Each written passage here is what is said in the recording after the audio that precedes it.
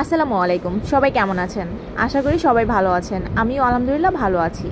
তো আজকে আমি ধুন্দুল, আলু ও চিংড়ি মাছ দিয়ে বাঙালি একটা ঝোলের রেসিপি শেয়ার করব। তো সবার প্রথমে এখানে আমি কচি সাইজের 1 কেজির মতো ধুন্দুল নিয়েছি। তো ধুন্দুলগুলোকে পাতলা উপরের ছোলার অংশটুকু এভাবে করে ছিলে নেব। সব ছোলা ফালা হয়ে গেলে মাঝখান থেকে আমি কেটে নিচ্ছি। দেখুন একেবারে কচি। এবার আবারও মাঝখান থেকে আমি কেটে ছোট ছোট ফালি করে কেটে নেব। তো একটা ধুন্দুলকে আমি এভাবে 2 ফালি 3 টুকরোর মতো হয়ে গেছে। তো সবগুলো ধুন্দুল এভাবে আমি পাতলা খোসা ছাড়িয়ে নেব। ধুন্দুল কাটানো হয়ে গেছে, এবার আমি ধুয়ে পানি ঝরিয়ে নেব। চলুন রেসিপিটি শুরু করা যাক। একটি প্যানে দিয়ে দিলাম সবার প্রথমে সরিষার তেল। আমাদের বাসায় সরিষার তেলটা ইউজ করা হয়, তাই সরিষার তেল দিয়েছি, আপনারা সাদা তেলটা দেবেন। তো তেল দেওয়ার সাথে সাথেই আমি দিয়ে দেব চিংড়ি মাছ। চিংড়ি মাছ কিন্তু আমি তেল গরম হওয়ার পরে দিইনি, সাথে সাথেই দিয়ে দিয়েছি, তাহলে আর কি পানি ছেটার কোনো সম্ভাবনা থাকে না।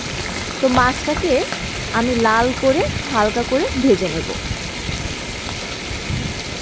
চিংড়ি মাছ দিয়ে আর কি এই তরকারিটা রান্না করলে বেশি টেস্ট হয়। আপনারা চাইলে চিংড়ি ছাড়াও নিরামিষ রান্না করতে পারেন। ধুন্দুলের তরকারিটা এমনিতেই মজার হয়।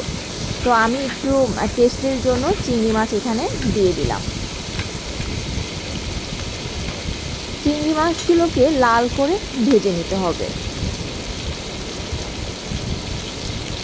চিংড়ি মাছ ভাজা যখন হালকা হয়ে যাবে তখন আমি দিয়ে দেব পেঁয়াজ কুচি। এখানে আমি 4টির মতো পেঁয়াজ দিয়েছি। পেঁয়াজ এবং চিংড়ি মাছগুলোকে এবার আমি একসাথে করে ভেজে নিচ্ছি। পেঁয়াজগুলোকে নরম করে ভেজে নিতে হবে, আমি কিন্তু একেবারে লাল ফ্রাই করে ভাজবো না। তো শেষ পর্যন্ত দেখুন আমি কিভাবে আজকের তরকারিটি রান্না করলাম। আর সবজি তো পুষ্টিগুণ ভরা, আমাদেরকে সুস্থ রাখতে সাহায্য করে। এখন আমি দিয়ে দিব কাঁচামরিচ। এখানে আমি 5টির মতো কাঁচামরিচ দিয়েছি।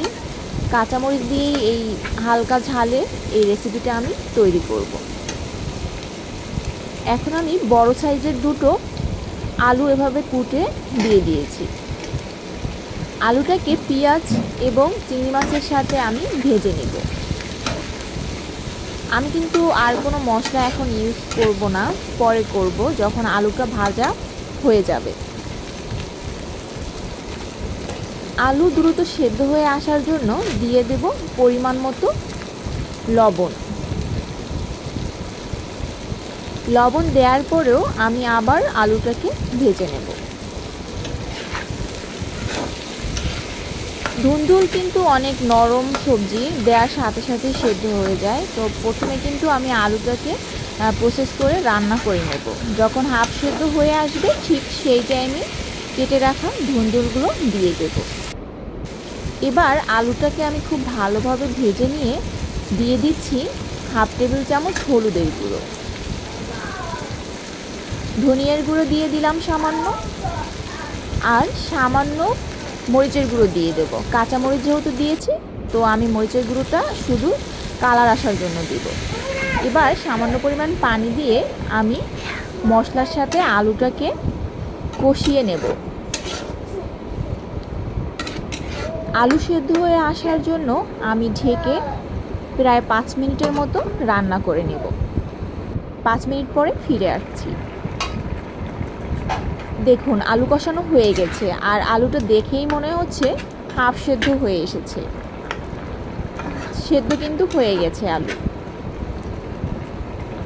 যখন আলু এভাবে হাফ সেদ্ধ হয়ে আসবে ঠিক সেই টাইমে আমি দিয়ে দিচ্ছি কেটে রাখা ধুন্দুল।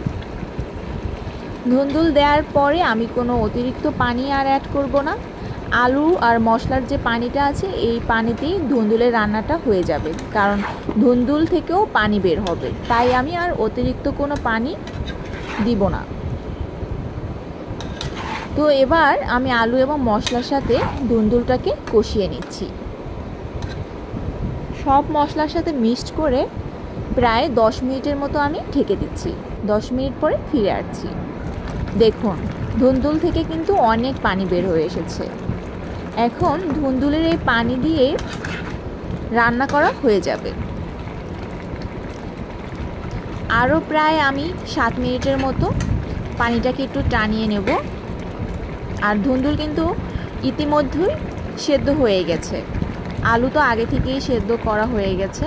দেখুন কালারটা কত সুন্দর এসেছে। ধুন্দুলের কালার কিন্তু একদম সবুজই রয়েছে। তো এভাবে গরমের দিনে হালকা ঝোল করতে পারেন ধুন্দুলে আলুর এই রেসিপিটি ফলো করে। দেখুন ফাইনাল লুক, একদম কম মশলায় খুব সুন্দর একটি তরকারি রান্না করে ফেললাম। যদি ভালো লাগে তাহলে অবশ্যই লাইক, কমেন্ট, শেয়ার করে দিবেন। কেমন হয়েছে তা অবশ্যই কমেন্ট করে জানাতে ভুলবেন না।